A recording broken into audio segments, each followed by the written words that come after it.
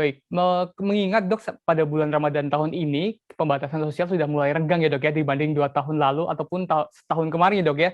Kita di mana sudah 2 tahun tidak mudik ini Dok. Tapi sebelum kita bahas mudik Dok, ini yang terbaru pemerintah sudah mengizinkan masyarakat untuk melakukan buka puasa Dok ini di tengah pandemi yang sebenarnya belum aman-aman banget juga ya Dok ya. Nah ini kira-kira gimana sih Dok untuk tips-tipsnya jika emang kepepetnya udah pengen banget buka puasa bersama karena udah 2 tahun nggak buber gini Dok.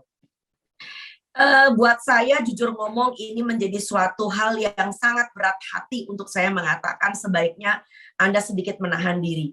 Ya sebab gini loh Mas, Anda sudah bisa sholat tarawih bersama aja udah alhamdulillah. Ya.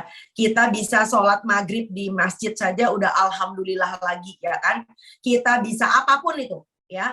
Nah perkara berbuka maka yang Anda buka itu bukan puasanya tapi juga maskernya.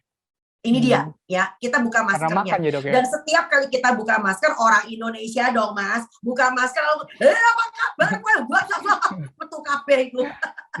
Ya, kita nggak berani menjamin bahwa orang di mana Anda berinteraksi itu aman. Ya, sebab banyak banget ada orang yang sebetulnya dia tahu dia punya gejala, tetapi sudahlah flu biasa kali. Ya, zaman masih Om Fikri masih berkeliaran, Omikron masih berkeliaran, banyak itu aja udah banyak orang yang colok-colok pakai antigen sendiri, ya kan? Kalau pakai antigen sendiri tidak pergi ke pusat-pusat layanan laboratorium, nah itu tidak tercatat tuh di Peduli Lindungi, ya kan? Nah ini bahaya. Jadi yang tahu cuma dia dan Tuhan yang tahu bahwa oh saya kena ya ternyata ya. Apalagi sekarang. Nah sekarang itu pengetesan itu sudah semakin sedikit ya.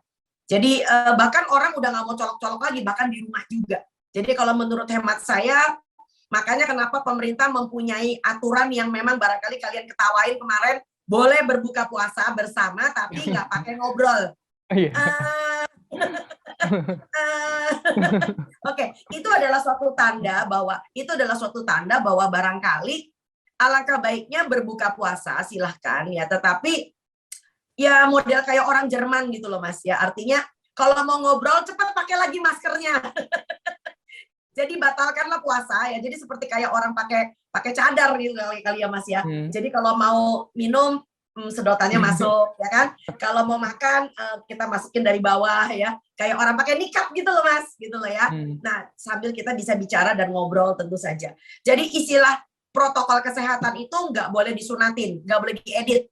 Ya, protokol kesehatan itu adalah nomor 1, Anda at all times, at all costs, you have to wear your mask. Anda harus pakai masker. Dan yang kedua tentu saja jaga jarak. Pun kalau ngobrol yang tadinya peluk-pelukan itu kasih jarak dulu deh ya. Itu sebabnya kenapa pengurus masjid juga dalam hal ini memang perlu memberikan sosialisasi tentang bagaimana walaupun kita melakukan yang namanya ukhuwah, tapi bukan berarti ukhuwah itu kita harus campur gaul kayak dulu lagi ya. Apalagi kalau ketemu orang cipika, aduh ntar dulu belum ya kan. Dan begitu pula tetap harus diusahakan, kabar baiknya adalah kalau mau ke masjid orang melakukan yang disebut dengan wudhu ya.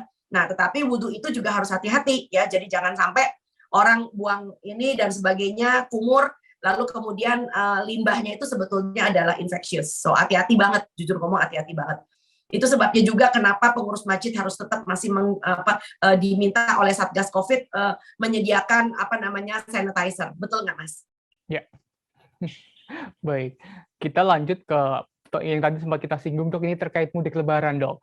Setelah mungkin tahun lalu dan 2 tahun ini masyarakat dilarang untuk mudik oleh pemerintah Dok, ini rencananya oleh pemerintah mudik akan diadakan dengan syarat masyarakat sudah melakukan vaksinasi minimal dosis 2 Dok, ataupun kalau lebih baik untuk sudah melakukan vaksin booster. Dok. Ya, ini kira-kira seperti apa Dok ya? Sebagian orang atau sebagian kalangan menilai ini dikhawatirkan bisa memicu gelombang baru COVID-19. Ya, yang kita takutkan sebetulnya mudah-mudahan tidak terjadi ya. Tetapi tujuan dari melakukan booster sebelum melakukan perjalanan adalah supaya kita nggak ngebawa buat sanak saudara yang ada di kampung. Ya, jujur ngomong di daerah di pelosok ya, itu barangkali karena mobilitasnya tidak terlalu tinggi seperti orang kota. Jadi kalau Anda perhatikan kan DKI dengan Jawa Barat ya, itu yang ranking tertinggi ya.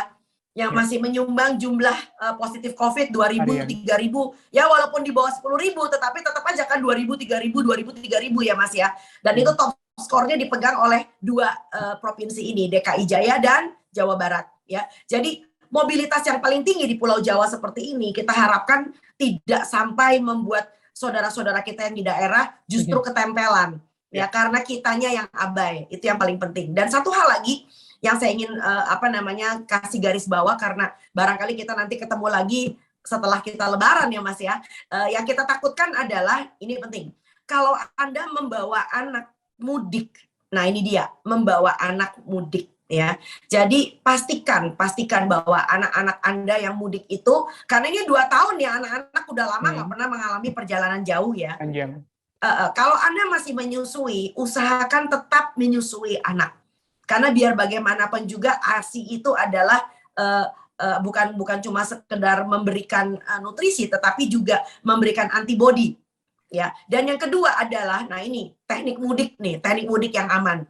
Biasakan kayak orang Jepang dan Korea punya bento, kita bilang bawa rantang. Bawa bekal ya, ya, Dok ya. Karena apa? Biar bagaimanapun juga makanan yang Anda olah sendiri di rumah itu Anda tahu banget tingkat derajat kebersihannya, isinya apa aja. Terima kasih sudah nonton. Jangan lupa like, subscribe, dan share ya.